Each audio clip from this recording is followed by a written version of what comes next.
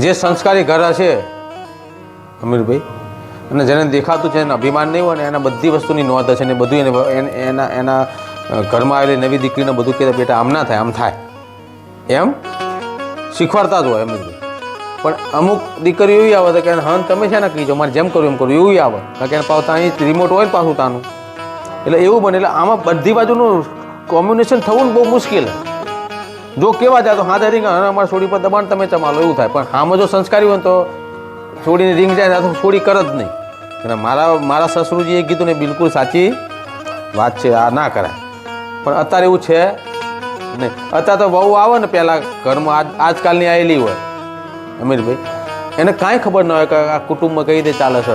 એને તરત જ આખું લેશન કરાવી દે ને હાવ જો ફલાણી આવી, ફલાણો આવો, ફલાણી આમ, આની અંગાત બને, આની અંગાત નહીં બનતું, અહીં જવાનું, અહીં નહીં જવાનું, આમ તેમ ફલાણું ઠીકનું આખી પેક તૈયાર પેકેજ મળી જાય. અને એ પછી આમ પેલા એને એમ ફરતા હોય ને એમ જાણે કે બધી દુનિયામાં જાણીને બેઠા હોય એમ આમ ફૂડાકા મારતા હોય આખામાં.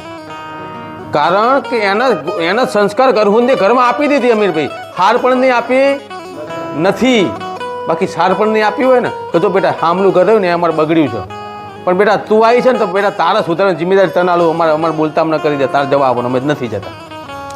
તો આ નામ સંસ્કાર કે વાત આવતા હોતા ત્યાં લોક મારે ત્યાં નહીં જવાનું, અહીં નહીં બોલવાનું, આવા છે નથી વચન આપણા હામાં વારે છે. શું કરવા તમે શું કરી રહ્યા છો?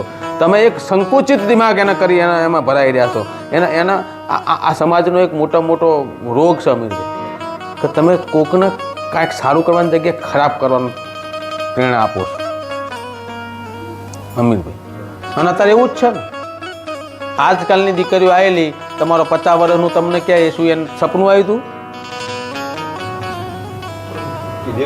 હા, એના ચાવીઓ ચડાવવા. હું તો ચાવી કહીશ અમિતભાઈ, સંસ્કાર નથી. આના ઘરે આ ઘટના બની હતી, સારી નથી બની, અને એ વસ્તુને મેળવવા માટે આજકાલની આઈલીને કહીને પછી એના આમાં કેવા મળે તો આનાથી નીચ સંસ્કાર કોઈ છે જ નહીં. બેટા આવું તને જાણ થાય એવું થાય, પણ કુદાર મોઢામાં ના કાઢવું ન જ આપણું કુટુંબ થાય. બેટા આવું નીકળવું જોઈએ નહીં. આના સંસ્કારિતા કહેવાય. બાકી એ જ એનામાં જ નીચતા હોય તો એ નીચતા જ શીખવાડશે ને અમીરભાઈ. જે હોય આપો. સંસ્કારનો મતલબ શું કહે? તમે જે હોય તમારા હોય તમે આપો, બીજું કાંઈ આપો નહીં. આ જ વાત છે. એટલે જેના જેવા સંસ્કાર ને એટલે સમજી લો કે ઘર આવું જ હોય, એમાં કોઈ શંકા હોતી નથી. અને હું તો એમ કહું છું, કોકનું મેં પહેલાં પણ ત્યારે પ્રગટ થઈ ત્યાંનું કીધું કે અમીરભાઈ કોકનો ઠંડી લાગતી હોય ને તો એને ઓઢાડાય, એનાથી છીનવી લેવાય. કોકનું અંગ ઉગાડવું હોય ને અને એની બરબાદ એ થતી હોય ને, એની કડકી થતી હોય ને તો એ અંગને ઢંકાય, એનું ઉગાડું કરાય નહીં. કારણ અમીરભાઈ કપડાં ઉતારવાથી તો બધા દિગંબર છે. તમે કોકના ઉતારો છો તો કાલ તમારે ઉતરી જાય, અને તમે એવા જ હોય કાંઈક ફેર હોય નહીં. એટલે એની કરતાં તમે સંસ્કાર ત્યાંમાં રહીને કોકનું ઢાંકો. કારણ કે સમાજની અંદર તો બધી પ્રવૃત્તિઓ થવાની છે. સમજણ ના સમજણ બધું સમાજમાં ભરેલું છે. સમાજમાં વાત કરીએ એમાં એ બધું ક્યાંક ને ક્યાંક કોકના હળે નાની મોટી ભૂલ થતી હોય, પણ જો એમાંથી એને જ્ઞાન મળીને સુધરા તરફ હોય અને સારું થતું હોય ને તો હું તો એમ કહું કે ટેકો અપાય.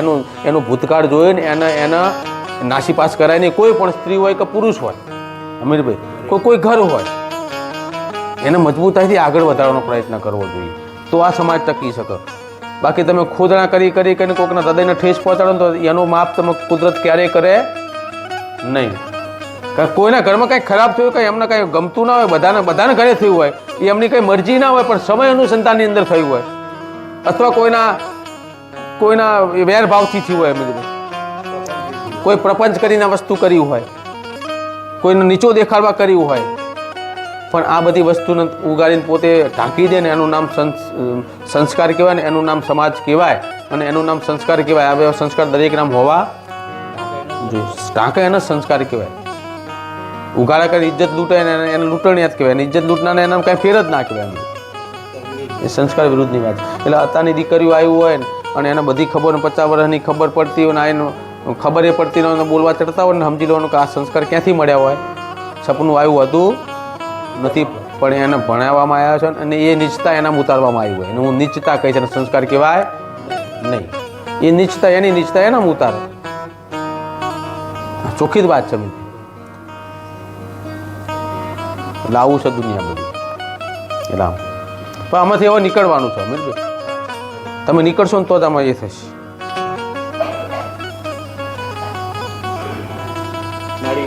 બોલીએ વાંચતા હતા મગજ સુધી આવતા નહીં તો વાત તો આગળ વધારવી પડશે ને. બોલો. હા, કોઈ પણ વસ્તુ મળે નેગેટિવ અને પોઝિટિવ બે સંકળાયેલા છે. તમે જે દિશાની કોઈ કરો સમાજની સારી વાતો આપો પણ જે પકડશે ને અને નથી પકડતા ને જે નેગેટિવતામાં છે ને તો એ જે બિન સંસ્કારી છે ને એ પણ દુનિયામાં જરૂરી છે. શાના માટે જરૂરી? કારણ કે સંસ્કારિકતાની કિંમત વધારે નહીં. બિન સંસ્કારિક છે ને એ જ મારી સંસ્કારિકતાની કિંમત વધારે. પ્રભુએ એમને કહી દીધું બધા સંસ્કારિક બધા રામ હોય તો કોઈ કોઈની વેલ્યુ જ નથી. જાણવાની છે ને માણવાની છે, આ બે વસ્તુ કરવાની છે. તમે પહેલાં તરગારા જોવા જતા હતા, રમનાર આવતા હતા, પણ એ રોલ છે ને, રોલની અંદર તમને આમ તમે રોજ જોવા જ જતા હતા, બરાબર? આનંદ તમે આનંદ કરવા જતા, પણ ક્યારેક ક્યારેક ભાવ પર થઈ જાય, ભલે કાંઈ લેવા દેવા નથી. કોઈ રૂપ પડતું. હા, તો એ રોવું પડતું. અત્યારે અમુક પિક્ચરોમાં, સિરિયલોમાં દીકરીઓ રોતી હોય કારણ કે ભાવ વિભોર થાય. બાકી પેલા તો નાટ્ય રૂપાંતર કર્યું હોય અથવા એને નાટક કર્યું હોય. કહેવાનો ભાવાર્થ કે જો તમને ખબર પડી જાય કે આ તું નાટક છે તો એને કાંઈ અસર થતી નથી. એક મનને આનંદ મળે. પણ જો એમ ખબર પડે કે સાચું છે તો જ હૃદયમાંથી આંસુડા આવે, નહીં તો આવે જ નહીં. આ સંસાર્યો ને એમાં પોઝિટિવ નેગેટિવ બે રહેવાના અને બધું જોવાનું. પણ આ બધું જ આ નાટક છે, આ શરીર છોડીને જતું રહેવાનું. નાટક આને રહેવાનું છે, આ નાટક ચાલતું જ રહેવાનું. તમે નહીં હોય તો ચાલશે, તમારા છોકરાને નહીં હોય તો પણ ચાલશે. નાટકો પૂરા થવાના નથી. તમે એક પાત્ર લઈને આવ્યા છો ને પાત્રને ભજીને ન નીકળી જવાનું થાય. એક પાત્ર લઈને આવ્યા, પાત્ર ભજીને નીકળી જવાનું. પાત્ર લઈને આવ્યા, પાત્ર ભજીને નીકળી જવાનું. બીજું કાંઈ વાત નથી. કંઈક નીકળી જાય ને તમારે નીકળી જવાનું. કોઈ બીજી ચર્ચા નથી. આત્મા ઉપર કોઈ મોટું દબાણ આપવાની ક્યારેય જરૂર નથી.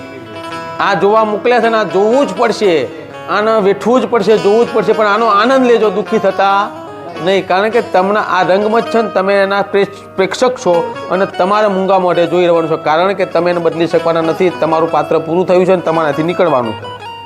એટલે પાત્રના અનુસંધાનમાં મુખ મોઢે જોઈ રહેવાનું છે. તમે બદલી શકવાના નથી. સમય જ બદલશે. પીડા લેવાની નહીં. પીડા નહીં લેવાની. હું તો ખરેખર કહું છું, પીડા નહીં લેવાની. પીડા એટલા લેવો છો કે તમે પાત્રની અંદર ઉમેરી ગયા છો. આ મારું છે, હવે શું થશે? કાંઈ જ નથી, કાંઈ જ નથી. બાપા શું કહેતા હતા, દાદા શું કહેતા હતા? તમે કાંઈ નહીં કરી શકો, રખડી ખાશો. આ કહેતા હતા કે નહીં? દરેકને આ બાપાએ કીધું છે, તમે કાંઈ તમારે થશે નહીં, તમે રખડી ખાશો, કોઈ ચપ્પણી અમે નાખશે નહીં. આ શબ્દ દરેકે સાંભળ્યો હશે અને મારે ખાધો હશે. છતાં પણ તમે ક્યાં છો? અને તમે એ જ શબ્દ તમે તમારા છોકરાને કીધા છે. અમારે જેવું તમારે નહીં થાય, પણ તમારે એને જબરું કરે. અને એ છોકરા જોઈને છોકરા કહેતા અમારે જેવું તમારે નહીં થાય, એને જબરું કરવાના. કારણ કે તમારે એક લેવલ થઈ ગયું. તમને એવું થઈ જાય કે બસ આનાથી કોઈ કાંઈ મારું સારું, અમારે જેટલું તો તાકાત નથી કોઈની, પણ એનાથી સારું થતું હોય થયા રાખે. ચિંતા હોય ને એના કારણે એ બળતરા નીકળતી હોય. હા, વિરોધમાં નહીં નીકળતી તો કટાક્ષમાં નહીં કરતી, પણ મા બાપને બાળકની ચિંતા હોય એના માટે એ શબ્દ નીકળતો હોય તો તમે એટલે એનો કહેવાનો ભાવાર્થ થયો કે સમય બદલાય છે, કોઈના હાથમાં નથી.